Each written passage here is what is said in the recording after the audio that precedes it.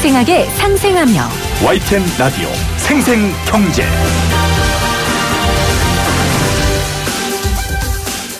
안녕하세요. YTN 라디오 생생경제 김혜민입니다. 오늘 오전 10시 문재인 대통령이 북한에 도착했습니다. 잠시 후 남북 정상회담이 열릴 예정인데요. 사실 남한의 대통령이 평양 땅을 밟았다는 건 참 대단한 일입니다. 그런데 생각보다 주변이 조용합니다. 아마 문재인 대통령과 김정은 위원장이 이미 두 차례 만났기 때문일 겁니다. 대단하다고 생각했던 일도 계속되면 평범한 일상이 되죠. 남과 북의 대표가 자주 만나고 양쪽을 왔다 갔다 하는 일도 당연한 일상이 되는 것. 결국 우리 모두가 원하는 거 아니겠어요? 오늘의 특별한 일이 당연한 일이 되길 바라며 잠시 후 있을 회담의 성공을 빌어봅니다. 오늘 생생경제는 성공적인 남북관계를 위한 기대와 조언을 담은 내용으로 꾸며가겠습니다. 남북정상회담 첫째 날 2018년 9월 18일 YTN 라디오 생생경제 지금 시작합니다.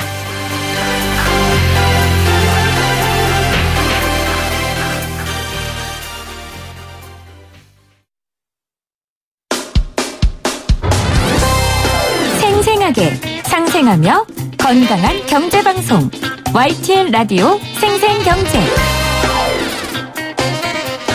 오늘 가장 뜨거운 경제 뉴스를 제일 생생하게 전해드리는 시간입니다. 청취자 여러분들 오늘 YTN 라디오 통해서 남북 정상회담 생생한 소식들 전해 들으셨을 텐데요. 잠시 후 30분부터 5시까지 남북 정상회담이 진행됩니다. 간절한 마음으로 성공적인 결과를 기대하겠습니다. 방송 중간중간에 소식 들어오는 대로요. 제가 여러분들께 생생하게 전달해 드리도록 하겠습니다. 어제 방북하는 기업, 경제인들에 대한 이야기 나눠봤는데요. 방금 전 윤영찬 수석은 경제인 참여는 우리 정부의 판단과 요구라고 밝혔고요. 또 아침에 기자회견에서는 경협의 한계는 분명히 있을 수 있지만 멀리 보고 미래에 대한 가능성을 열어둔다면 이번에 방북하는 경제인의 역할을 기대할 수밖에 없다고 얘기했습니다. 그러니까 현실적으로 당장 가능한 영역보다는 미래 가능성에 대한 논의가 될 것이라는 뜻인데요. 오늘 생생 인터뷰에서는 현실적으로 미래에 남북한이 교류했을 때 가능한 경제 영역에 대한 이야기를 좀 나눠보려고 합니다. 금융 전문가들이요, 개성공단이 재개됐을 때 가장 높은 성과를 낼 수 있는 산업으로 패션을 꼽았답니다. 한국 패션 산업이 남북 경협의 신호탄에서 중요한 역할을 할 수 있을지 오늘 생생 인터뷰에서 다뤄보도록 하겠습니다. 지난달에 신남북 경협 추진을 위한 패션 의류업계 대응 포럼을 개최한 한국패션산업연구원 김창규 본부장 전화 연결돼 있습니다. 안녕하세요, 본부장님. 예, 안녕하십니까. 김창규입니다. 오늘 문재인 대통령 평양에 도착해서 이제 2박 3일간의 남북 정상회담 일정이 시작됐는데요. 경제인단과 함께 방북한 만큼 기대감도 크실 것 같아요. 본부장님 어떻게 지켜보고 계세요? 네, 오늘이 아주 역사적인 날입니다. 네. 국민의 한 사람으로서 또 기업 지원 연구기관의 구성원으로서 우리 민족의 평화와 공동번영의 기반을 다지는 기회로 기대를 하고 있고요. 또한 남북한 당국자 간의 구체적인 경제 발전 로드맵이 성사되어 한반도 신경제 지도 추진 동력을 만들 수 있기를 희망하고 있습니다. 네, 국민들 모두 희망하고 있습니다. 한국패션산업연구원은 그러니까 패션 분야의 기업들을 지원하는 연구기관인 거죠? 예, 산업자원부에서 인가를 받은 네. 전문 생산기술연구소로서 기업 지원을 하고 있는 전문 패션 연구기관입니다. 네. 제가 앞서 설명을 드렸지만 이 패션 산업이 남북한이 함께 할 수 있는 영역인데 실제 개성공단 안에 이 패션 섬유 기업이 굉장히 많았던 걸로 알고 있습니다. 얼마나 됩니까? 예, 최초에 124개의 기업이 입주를 하였습니다. 네. 그 중에 의류 패션이라든지 신발, 자수, 가방, 특수복 등 봉제 패션 관련해서 73개 업체가 참가를 해서 네. 58% 정도 비중을 차지하고 있습니다. 절반이 넘는군요. 그렇습니다. 네. 그러면 개성공단이 활발하게 가동됐었던 동안에 한국의 패션 섬유 기업이 얼마나 어떤 성과를 거뒀는지도 좀 궁금합니다. 네, 말씀드리겠습니다. 각 기업의 이제 업종이 다 다르다 보니까 네. 구체적인 이익 구조나 손익에 대해서는 여러 가지 변수들이 존재하기 때문에 정확한 확인은 쉽지 않습니다. 그렇겠죠. 다만 네. 최초의 그 입주 기업들이 중단된 이후에 설문조사를 실시하였는데요. 개성공단 재개 시 재진출 의사가 90% 이상으로 조사된 바에 알 수 있듯이 네. 수익 달성은 한 것으로 알고 있습니다. 그렇겠죠. 그만큼 생산성이 높았고 수익도 얻었으니 재가공되면 들어가겠다라고 입장을 밝힌 기업이 그렇게 많은 걸 텐데. 그렇습니다. 그 말은 개성공단이 폐쇄됐을 때 이 패션 기업들, 섬유 기업들이 굉장히 고생을 많이 했다는 방증이기도 합니다. 어떻습니까? 그렇습니다. 회사들의 상황은요? 결국은 이제 중단 이후에 일부 기업들은 뭐 해외 투자를 통해서 바이어와의 관계 비즈니스 활동을 하고 있는 상황이고요. 만약에 이제 재개가 된다면 네. 그 외국에 투자했던 기업들이 국내로 다시 뉴 리턴 현상이 예상이 되기 때문에 결국은 침체되어 있는 우리 그 패션 봉제 산업도 네. 재도약 가능성이 기회를 맞을 수 있다고 판단을 하고 있습니다. 네. 지금 현재 그러면 개성공단에 있었던 공장들은 그 기계라든지 이런 것들을 다 철수는 안 시켰죠. 거기에 그대로 있나요?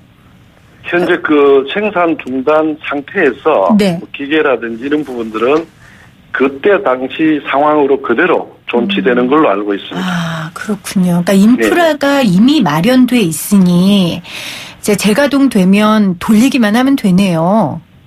물론 이제 정비를 그걸 예방 그렇죠. 정비를 할 필요가 기름칠도 있겠습니다. 하고요. 네. 네, 네. 당연히 그렇습니다. 그렇겠지만 일단 초기 비용들이 많이 들지 않는다는 게 지금 패션 산업이 이미 개성공단에 선점했기 때문에 거기서 오는 그렇습니다. 이익이라고 생각을 합니다. 그리고 또 하나 패션 산업이 또 어떤 장점을 남북 경협했을 때 더욱더 극대화할 수 있다고 보세요? 앞서 말씀드린 대로 이미 개성공단의 경우는 그 인력이라든지 등이 이제 바로 이제 점검에 활용을 할 수가 있고 네. 또 이제 개성공단이 이제 단순 생산 기지가 아니라 남한 기업이 수요로 하는 소싱처 역할을 할 수 있습니다. 네. 재개가 되면 바로 기업의 그 수익 구조를 이제 전환할 수 있다는 장점이 있습니다. 제가 어제 오프닝에서 그 개성을 방문한 적이 있었다라고 청취자분들께 말씀을 드렸는데 그때 저도 이 패션 산업을 하는 공장을 봤거든요. 네네. 근데 그 북한 노동자들이 일하는 모습을 봤는데 굉장히 집중해서 아주 세밀한 작업들을 잘 하더라고요. 물론 기계가 하는 것도 있지만 이 북한 노동자들의 장점, 특징이 아마 패션 산업에 더 시너지 효과를 낼 것 같거든요. 결국은 우리 뭐 동양인의 어떤 젓가락 문화가 있기 때문에 네. 기술 수준이라든지 바느질 꼼꼼함이라든지 이런 부분들은 상당히 높은 수준으로 알고 있습니다. 그러게요. 그리고 네. 또 개성공단에서 상당한 수입을 또 북한 노동자들이 얻을 수 있으니 북한의 그렇습니다. 뭐 내수 경제라든지 여러 부분에 있어서 아주 좋은 상생을 가져올 것 같습니다. 네네. 기업 입장에서 기업 스스로 북한에 가서 인프라를 다 구축한다는 거는 당연히 어렵고요. 뭐 개성공단이 생길 때도 정부에서 많이 지원을 해준 거라고 아는데 다시 이렇게 재개가 되면요. 네. 정부 차원에서 이 패션업계에 어떤 것들을 도와줘야 된다고 생각하세요? 뭐 갖춰야 될 인프라라든지 뭐 이런 부분이요. 결국은 인프라는 저희들이 판단했을 때는 기업의 몫이로 판단이 되고 네. 결국은 개성공단에서 이제 제조 활동이라든지 여러 가지를 진행할 때 행정적인 문제나 여러 가지 이제 따라오는 문제가 있습니다. 뭐냐면 결국은 이제 그 인력들에 대한 정보가 좀 부족한 부분, 그 다음에 인프라에 대한 전력이라든지 뭐 용수 등에 대한 리스크 또는 그 지리적 환경에 따라서 뭐 삼통 환경이 있습니다만은 네. 행정관리라든지 노무관리 또 자체 규제 이런 상사 분쟁의 어떤 그런 부분 리스크도 있고 가장 중요한 거는 정치적 리스크입니다. 그게 가장 중요하고 관건이죠. 네. 네, 그렇습니다. 저희들이 이제 그 판단한 것은 개성공단 그 운영 시에 여러 가지 이제 애로사항들이 기업들로 통해서 이제 저희들이 청취한 바가 있습니다. 네. 결국은 뭐 통관 문제라든지 통행 문제 또 통신 문제 이 문제가 이제 선결이 되어지고 자유왕래라든지 어떤 생산 활동을 할 수 있는데 네. 필요한 충분한 활동을 할 수 있는 부분이 뭐 정치적으로나 제도적으로 담보가 되어져야 된다는 전제가 있습니다. 네. 그래서 정치적으로 이런 부분들이 좀 보완이 되고 정치와 경제를 좀 분리해서 생산 활동을 지속적으로 할 수 있다면 효과가 더 크지 않을까 이런 의견들을 많이 청취한 바가 있습니다.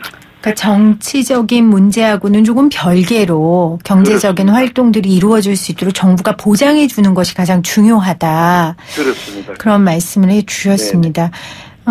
한국패션산업연구원에서 이제 주최를 해서 이 포럼을 열었다라는 말씀도 드렸습니다. 그때 남북교류협력지원협회의 팀장이 또 참여해서 남북교역 추진 절차, 뭐 실제 거기에서 공장을 운영한 기업들의 재원, 또 리스크 관리의 방안들에 대한 이야기를 많이 하신 걸로 알고 있는데 이 패션업계에 계신 분들이 이번 정상회담의 기대가 굉장히 높으실 것 같아요. 이런 이야기도 좀 들어보셨어요? 그렇습니다. 이제 결국은 그 3차인 남북 그 정상회담이 주어지는 메시지는 뭐 정치적인 부분도 있습니다만은 경제를 기반으로 한 뭐 동반 성장의 목표 아니겠습니까? 네. 그래서 저희들이 그때 포럼 할 때 한 300여 업체가 왔는데 이 그 시작가 2시에 시작해서 4시에 이제 끝이 났는데 자리 이동을 거의 하지 않았습니다. 그만큼 관심이. 네. 그 북한 시장에 대한 뭐 여러 가지 뭐 내용과 또 저희 패션산업연구원에서 하려고 하는 일에 대해서 많은 관심을 가지고 있는 현상이 있습니다. 기업들이 꼽는 개성공단 생산의 장점은 뭐 앞서 설명도 해주셨지만 가장 큰 건 이 메이드 인 코리아로 원산지 표기를 할 수 있다는 점이겠죠, 아무래도. 그렇습니다. 그것도 이제 그 수출 지역에 따라서 네. 거기 적용이 가능한 지역이 있고 네. 불가한 지역이 있는데 결국은 이번 정상회담에서 그런 원산지 표기 문제 이게 뭐 세부적이긴 합니다만 네. 이런 부분들까지 전체적으로 좀 다뤄지면 네.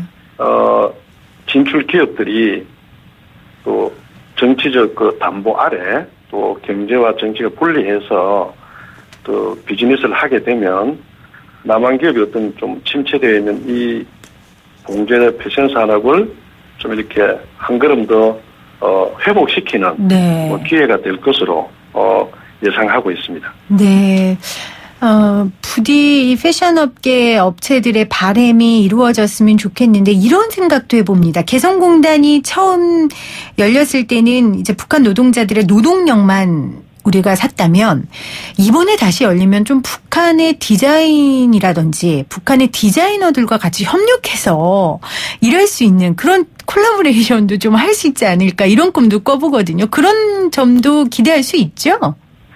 예, 맞습니다. 저희들이 그 포럼 때 이제 발표한 3가지가 있습니다. 네. 뭐냐 하면 그 중에 이제 말씀을 드리면 결국은 개성공단의 124개 업체가 2차 생산 활동을 하다가 중단이 되어 있는 상황에서 다시 재개가 될 경우에 개성공단에 갈 수 있는 기업은 124개입니다. 네. 물리적으로. 네. 그래서 북한 지역에 산재해 있는 신의주라든지 남포라든지 이런 공단별로 남한의 어떤 범용 제품이나 특수 아이템을 생산할 수 있는 그 업체 시설이라든지 네. 기능 인력 확보라든지 이런 게 가능한지 결국은 북한 주요 공단 내에 섬유 패션 관련 산업 현황 및 실태 조사가 선행이 되어야 되겠다 하는 거 하나 하고 네. 또 하나는 국내 기업들 중에 북한 내 진출 희망 업체 심층 수요 조사 124개에서 플러스 알파를 만들어내기 위해서는 선행적으로 북한에 산재해 있는 실태 조사를 한 후에 네. 남한에 있는 기업들을 심층 조사를 통해서 매치시켜주는 역할을 저희들이 좀 하려고 하는 게 하나 있고요. 네.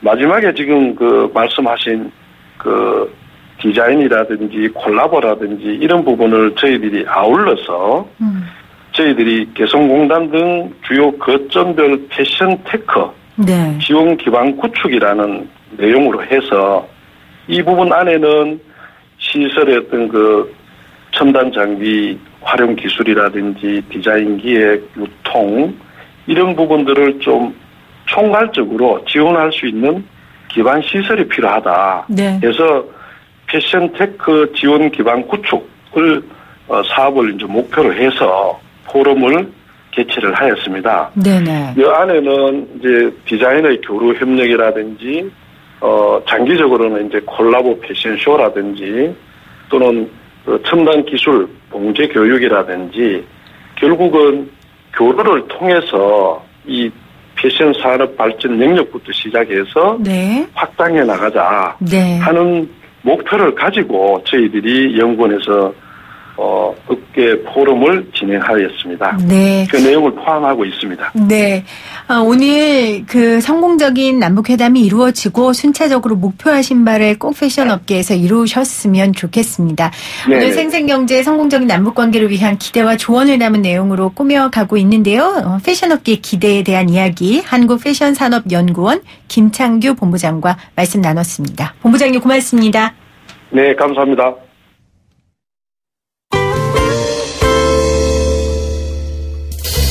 YTN 라디오 생생경제에서 여러분께 드리는 선물입니다. 청고마비의 계절을 맞이하여 여러분들의 마음의 양식을 쌓을 수 있는 다양한 책 선물들을 준비하였습니다.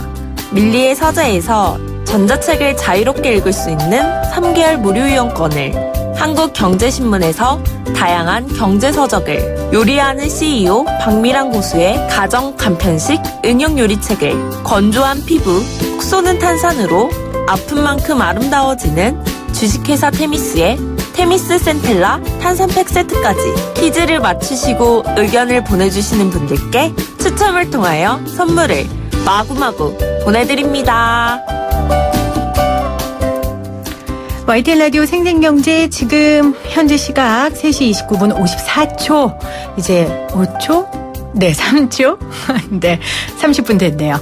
문재인 대통령과 김정은 북한 국무위원장 이제 정상회담을 시작했습니다. 5시까지 회담이 이루어질 예정이라고 밝혔고요.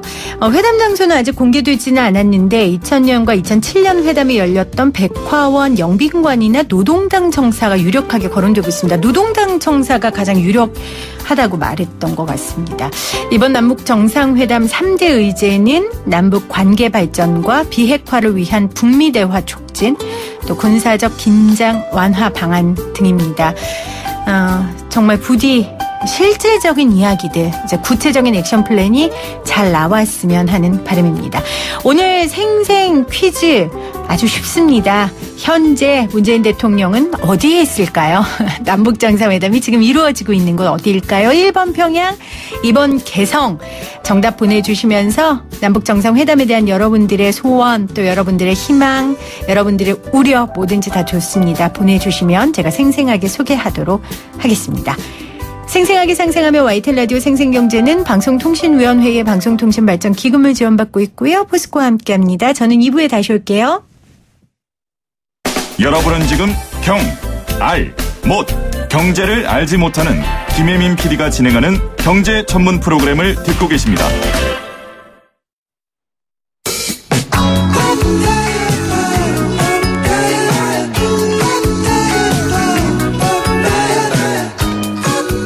남북 정상회담이 시작됐습니다. 오늘 YTN 라디오 생생경제에서는 남북 정상회담의 기대와 조언을 방송에 담겠다고 말씀드렸는데요. 앞서 기대에 대한 부분은 방송을 했고요.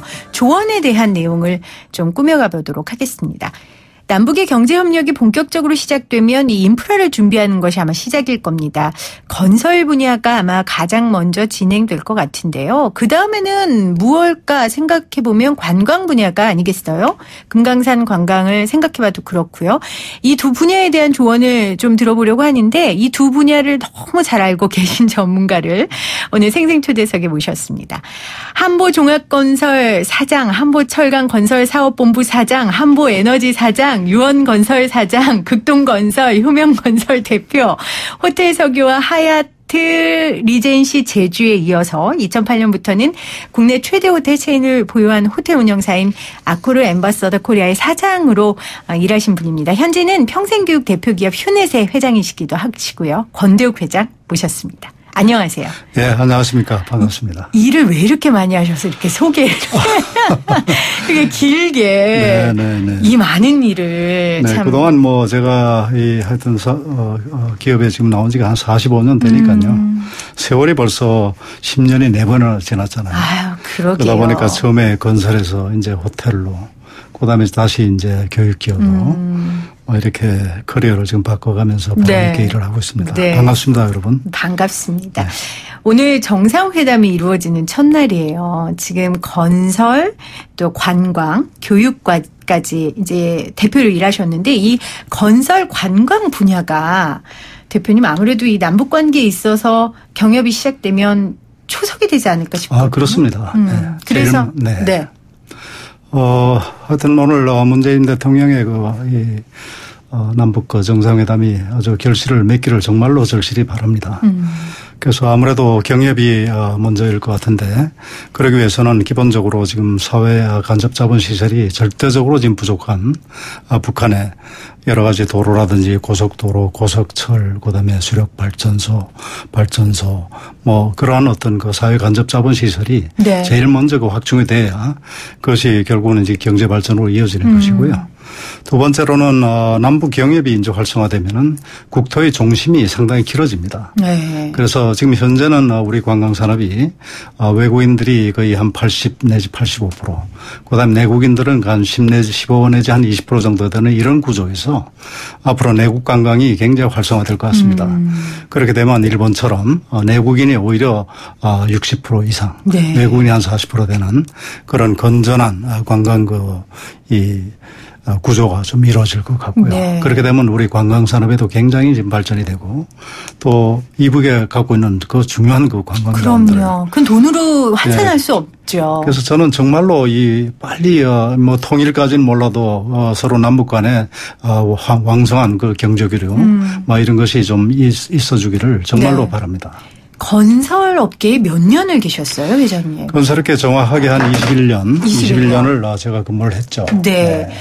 그중에 중동에 가 계신 시간도 굉장히 길었다고 들었는데요. 네, 중동 건설을 뭐 한 거는 제가 평생을 했지만 네. 가서 주재한 것은 한 3년 정도 네. 제가 했습니다. 네. 그러면 중동에 이제 그 척박한 땅에 건설 사업을 하셨으니까 네. 북한도 지금 사실은 굉장히 좀 되는 게 없잖아요, 인프라가. 네. 그래서 북한 건설을 할 때 여러 가지 좀 염두에 둬야 되는 것들이 건설업계에 있을 것 같아요. 그렇습니다. 네. 어떤 것들이 있을까요? 기본적으로 항만, 그다음에 물류가 좀 왕성이 되니까 도로, 네. 그다음에 뭐 도로에는 뭐 터널과 교량이 필수로 들어가고요.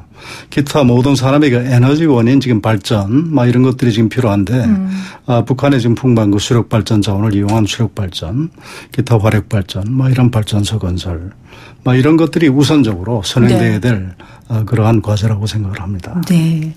사실은 오늘 뭐 권대욱 회장님은 남북관계 건설과 관광에 대한 조언을 해 주실 분이라고 소개는 드렸지만 권대욱 회장님의 개인의 삶이 참 많은 분들에게 도전이 돼서 저희가 모셨거든요. 네. 개인적인 얘기를 좀 여쭤볼게요. 네.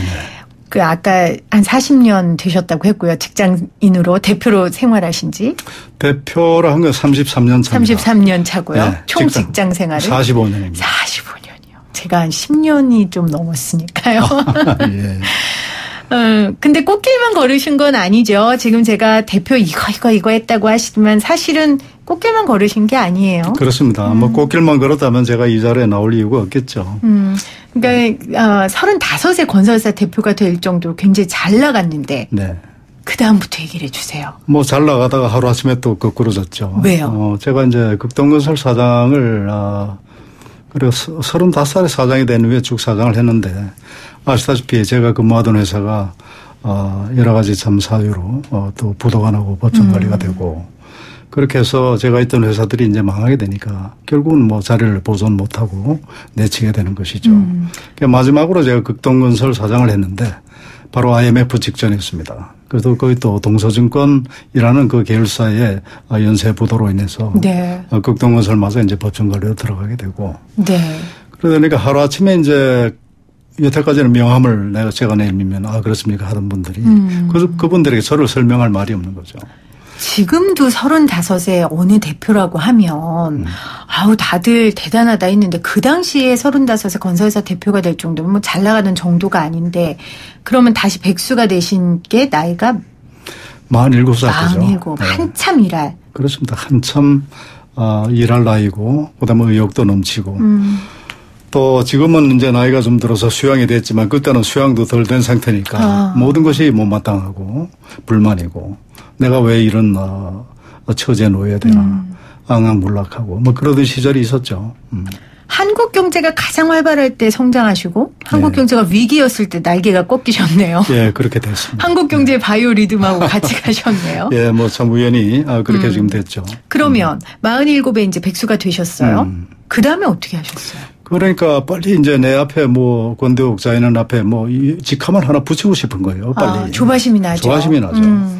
그래서 이제 그러려면 뭐 방법이 내 사업을 하는 돈밖에 없다. 그래서 2000년도에 제가 제 돈도 넣고 남의 돈도 넣어서 회사를 하나 만들었습니다. 네네. 네. 잘 되셨어요. 네. 잘 될 리가 없죠. 그러니까 제가 그때도 느낀 것이 매니지먼트와 그다음에 엔터프로너십 소위 말하면 기업가 정신은 이거는 좀 다르다. 그리고 이제 그렇게 뭐 어떤 그 준비가 충분치 않은 상태에서 의욕만 가지고 그러니까 남들보다 보통 한 발 빠르면 성공할 확률이 한 90% 되고 두 발 빠르면 망할 확률이 한 90% 된다고 합니다. 저는 바로 그 후자의 경우였었는데요. 디지털의 힘으로 깨끗한 건설을 구현해보자 했죠. 디지털의 힘으로 깨끗한 건설을 구현해보자. 네, 이 상은 참 좋았습니다.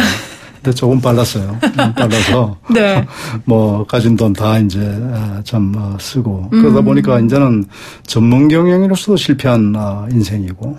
또 제가 또 사업가로도 실패한 인생이 되다 보니까 뭐 이 세상이 싫었습니다. 그러셨겠어요. 네. 그래서 제가 참 도망치듯이 강원도 산속에 들어가서 한 3년을 거기서 보냈죠. 3년을요? 네네. 뭐 하면서 보내셨어요? 뭐 거기서 뭐 참 농사도 짓고 그다음에 또 집도 짓고 또 책도 읽고 음악도 듣고 뭐 그런 생활이었었는데 지금 생각해보니까 그 당시는 그것이 참 어려운 생활이라고 생각했지만 지금 생각해보니까 오늘의 저를 만든 정말 수양의 시간이었어요. 그때 그런 시간이 없었더라면 지금도 혼자 잘난 줄 알 겁니다. 인생이 달라지셨겠군요. 네, 확실히 세상이 달라져 보이고 역시 가장 중요한 것은 직책이 아니고 내가 갖고 있는 나 자신의 그 충만함, 절실함, 뭐 이런 것들이라는 것을 그때 느꼈죠. 그 생각해 보면 엘리트 코스만 밟아서 정말 성공 가도를 달리셨어요. 그러다가 본인의 잘못이라기보다는 한국 경제 위기 때문에 그 날개가 꺾이셨고, 그래서 다시 새로 시작을 했는데 그것도 망했고. 네. 그래서 3년간 가장 열심히 일하고 활발하게 일할 수 있고 가장 자존심이 센 그때 3년 동안 유배 아닌 유배를 그렇습니다. 스스로 하셨고. 그런데 지금 보니 그 시간이 나를 만들었다. 그렇습니다. 네.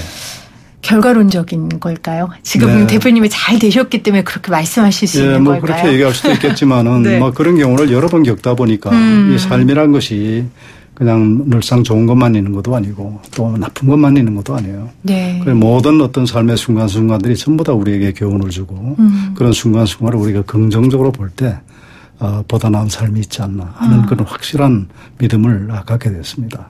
그러면 그러다가 건설일만 계속 하셨는데 어떻게 호텔 전문 경영인으로 다시 가셨어요? 예, 그러니까 거기서 있던 도중 하여튼 제가 한 30년 동안 가까이 참지내던 지인분이 소교호텔, 옛날 소교호텔 그리고 하얏트 리전시 제주의 그 원화분이신 아주그룹의 문경 회장님이신데 전화 왔어요. 그 한참 일할 사람이 산속에서 뭐 도대체 뭘 하는 거냐. 나랑 같이 일을 해보자. 그래서 그 제의를 받아들인 것이 이제 호텔로 첫 발을 딛게 된 계기겠죠. 두렵지 않으셨어요? 건설하시는 분하고 호텔리어는 전혀 다르잖아요, 느낌이. 예, 뭐 저도 그랬죠. 처음에는 내가 호텔에 대해서 전혀 아는 것이 없다. 어떻게 하느냐 그랬더니 네네. 그분 말씀이 내가 건설장을 오랫동안 잘 봐서 하는데 당신 같으면 충분히 할 수 있다. 열정이 있지 않느냐. 그리고 건설이라는 백그라운드도 호텔하고 무관한 것이 아니다. 그래서 용기를 주셔서 제가 그 길로 들어섰는데 그 길이 벌써 10년 차가 될 줄은 몰랐죠. 처음에는 그냥 호텔이라는 데 호기심도 있고 그렇습니다만은 가서 보니까 너무나 또 재미있는 일이고 보람도 있고 그렇게 해서 하다 보니까 아콜 엠바서더 코리아까지 이어지게 되고 그러게요. 거기서 10년을 제가 잘 보내고 최근에 제가 퇴임하고 고문으로 지금 또 일을 도와주고 있습니다. 네. 최근에 고문으로 활동하시게 되고 이제 새로운 일을 시작하는데 그 얘기는 조금 이따 하고요. 네. 이제 호텔 이야기 했으니까 다시 남북 경협으로 네. 돌아와서 자, 금강산이 이제 관광이 재개되고 이제 여러 가지 관광업 지역이 다시 개발되면 이제 호텔들이 들어갈 텐데 네. 그냥 제 바람은 외국계 호텔 말고 우리나라에 진짜 우리나라 호텔이 들어갔으면 네. 바람이거든요. 뭐 저희 엠바서더 호텔 같은 경우에 한국 토종 지금 현재 호텔 그룹이죠.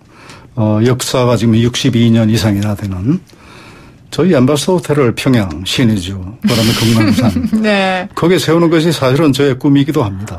고문다운 말씀이십니다. 그럼 호텔을 세울 때 뭐 입지를 가장 먼저 고려해야 되나요? 아니면 북한의 그 특징을 고려해야 되나요? 뭐 생각해야 될 부분이 있을까요? 네, 당연히 여러 가지 고려할 요소가 있죠. 첫째는 뭐 입지입니다. 입지라는 것도 따지고 보면은 사람들의 접근성, 그다음에 또 거기서 바로 이제 출국할 때 갈 수 있는 어떤 그 편의성, 네. 이런 것들이 있겠는데요. 저희가 지금 권대욱 회장님 그 페이스북으로 라이브를 하고 있어요. 그래서 지금 중간중간 핸드폰이 떨어지는 그렇습니다. 소리입니다. 네, 여러분들 양해를 부탁드리고 네, 입지 부분요. 네, 그래서 접근성. 네, 접근성. 그다음에 뭐 이런 것들이 중요하기 때문에 네. 뭐 금강산 같은 경우에 예를 들면은 뭐 관광지로서 전 세계적으로 손색이 없는 그렇죠. 관광지죠. 네. 그 중에서도 가장 접근성이 뛰어나고 그다음에 출국을 할 때 공항과의 거리라든지 여러 가지 그런 것을 고려해서 거기에 이제 호텔을 이제 짓게 되죠. 네. 정말 호텔과 건설이 떨어진 게 아니고 같은 카테고리네요. 전혀 지금 현재 연관이 지금 굉장히 많은 분야입니다. 네. 그래서 사실은 처음에 호텔 갈 때 두려웠지만은 그 제 건설의 경험이 호텔을 개발하는 데 굉장히 도움이 됐습니다. 네. YTN 라디오 생생경제 오늘 남북정상회담 첫째 날 조언과 기대와 조언으로 제가 이루어가겠다고 했는데요. 남북경협 분야의 건설과 관광에 대한 조언을 우리 권대욱 회장님께 듣고 있습니다. 청취자 여러분께 제가 지금 이쯤에서 비밀 하나를 좀 말씀드리면 우리 권대욱 회장님이 몇 년 전에 여러분들 청춘합창단이라는 그 프로그램 기억하실 거예요. 네. 거기에 나오셨어요. 근데 저는 회장님을 기억해요. 네. 그때 연세가 60대 초반? 그렇습니다. 네. 네. 그러니까 저는 그 60대 초반에 아주 말쑥한 신사가 약간 쑥스러워하는 것 같기도 하고 약간 민망해하는 것 같기도 하면서 나와서 이렇게 면접 아닌 면접을 보는 거를 제가 봤는데 청춘합창단 출신이죠. 그렇습니다. 네. 원년 그러니까 오리지널 청춘합창단 출신이죠. 네. 그때 어르신들도 굉장히 많았고. 네, 그렇습니다. 네. 회장님이 막내셨죠, 거의. 거의 뭐 그렇죠. 나이가 적은 축에 속했죠. 네. 근데 그 활동을 어떻게 하게 되셨어요? 처음에 거기 나간다고 할 때 호텔 사장이잖아요. 그렇습니다. 현직 사장이었었고 사실은 그게 좀 하기 힘든 일이죠. 우리 대한민국 정서에서 현직 사장이 그런 어떤 방송 프로그램에 한 3개월 동안 출연한다는 것은 쉽지 않았지만 너무나 하고 싶었어요. 평생 동안 제가 하고 싶은 일을 못했다고 생각하는데 내가 환갑이 넘은 나이에서까지 내가 하고 싶은 일을 못한다? 그러면 언제 할 것이냐 도대체. 네. 그래서 걱정을 이제 하다가 결국은 제가 용기를 내서 그 회사에 얘기를 해서 양해를 구하고 그 과정이 쉽지 않았죠.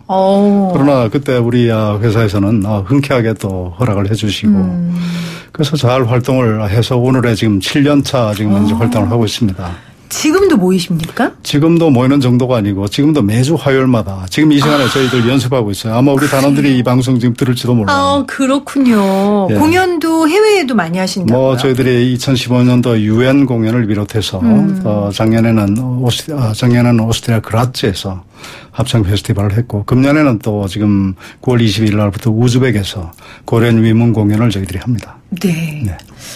아까 말씀하셨잖아요. 명함에 내 앞에 오는 명칭이 중요한 게 아니라 나로서 내가 어떻게 사는지가 중요하다. 예, 그렇습니다. 그러니까 그 청춘합창단에 나가셨고 지금까지 합창단 활동을 하시는 게 아마 그 의미의 연장선일 것 같아요. 예, 그렇죠. 네. 뭐 제 앞에 뭐 여러 가지 수식어가 붙습니다.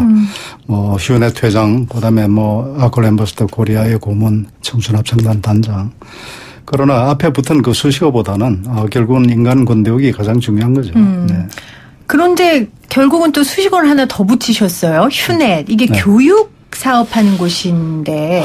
저는 제가 지금 휴넷에 가게 된 이유가 저는 평생 저의 그 사명 중에 하나가 교육이라고 생각했습니다. 평생 교육의 시대거든요. 네. 그 평생 교육을 지금 선도하는 기업이다. 그 두 번째로는 제가 40년 동안 직장생활을 해보니까 그렇게 행복하지가 않아요. 그런데 직장생활에 행복하면 나라가 행복할 것 같아요. 그렇죠. 네, 그래서 맞습니다. 이 휴넷이 마침 또 행복 기업을 추구하는 기업이고 그것을 전파하는 기업이라는 이 두 가지 측면이 바로 내가 정말 해야 될 일이다. 그래서 저는 지금 45년 여태까지 1막이라고 할 것 같으면 이거는 완벽하게 다른 차원의 2막입니다.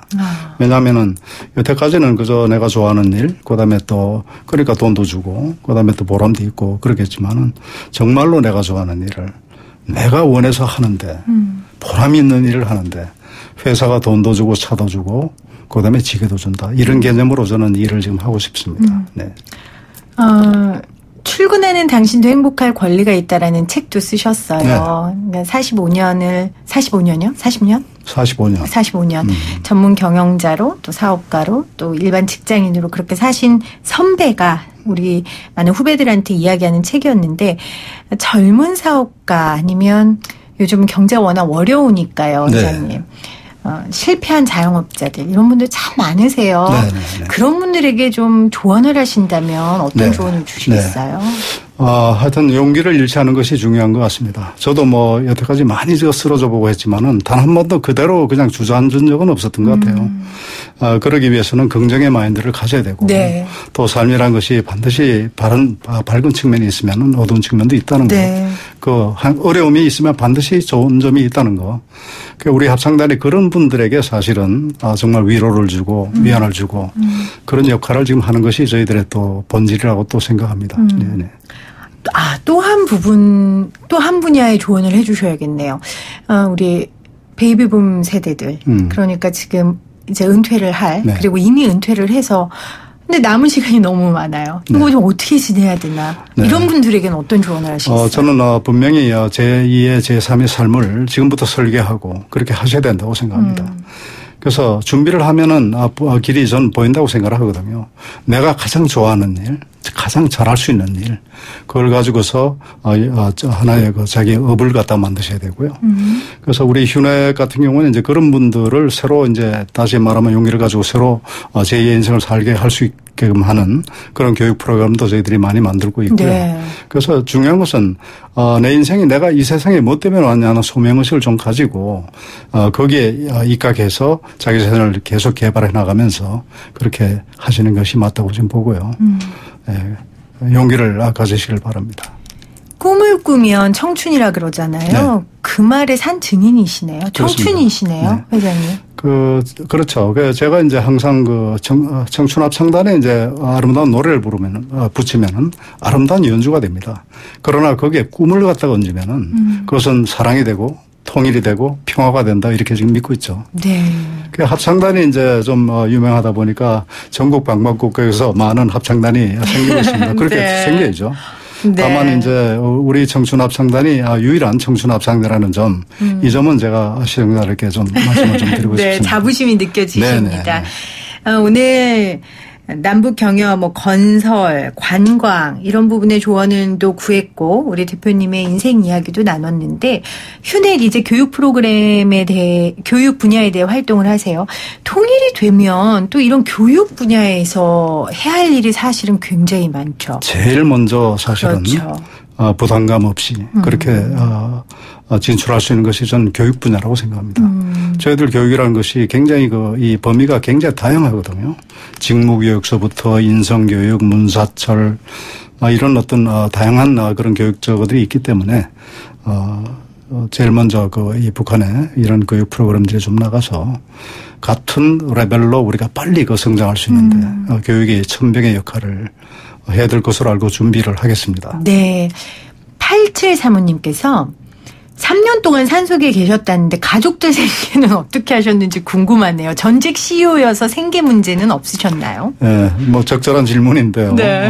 마침 뭐 저희 집 사람이 학교 교사 생활을 했습니다. 그래서 가게는 전부 다 집 사람한테 맡기고. 네. 아이고 그 네, 사업 그렇습니다. 망하고 가셨다잖아요. 그러니까 네. 돈 없으셨죠. 그냥 사모님이 네, 네. 든든하게 해주셨네요. 네, 고맙게 지금도 생각하고 있죠. 네. 그렇습니다. 오늘 많은 청취자분들이 좀 도전이 되셨을 것 같아요. 네, 참 네. 어려운 경제적 상황을 우리가 맞이하고 있습니다. 그 안에 얼마나 많은 사람들의 눈물과 아픔이 있겠어요. 그렇죠, 네, 대표님? 그럼요. 그래도 오늘 대표님의 삶을 보면서 여러분들 용기 잃지 않으시고요. 또 오늘 대표님이 해준 조언처럼 남북 활발한 경제 사업도 좀 기대해 보도록 하겠습니다. 네. 오늘 함께해 주신 휴넷 권대욱 회장님 고맙습니다. 네, 감사합니다, 여러분. 네. YTN 라디오 생생경제 남북정상회담 첫째 날 보내드렸습니다. 6933님, 우리 국민이 북한, 우리 땅에 누구든지 자유롭게 왕래할 수 있게 되었으면 좋겠어요. 평양에 고객 태우고 가고 싶습니다. 진영운수의 노수성 기사님. 그런 날이 왔으면 좋겠습니다. 저 노수성 기사님이 운전하는 버스 타고 저도 평양 갈래요. 2719님, 평양 기대에 부푼 남북교류, 한반도의 새로운 역사를 쓰게 될 역사적인 순간들입니다. 기대도 함께 보내주셨습니다. 감사하고요. 여러분들 이어지는 남북정상회담 속보 YTN 라디오를 통해서 계속해서 청취하실 수 있습니다. 함께해 주세요. 저는 내일 3시 10분에 다시 올게요. 여러분 고맙습니다.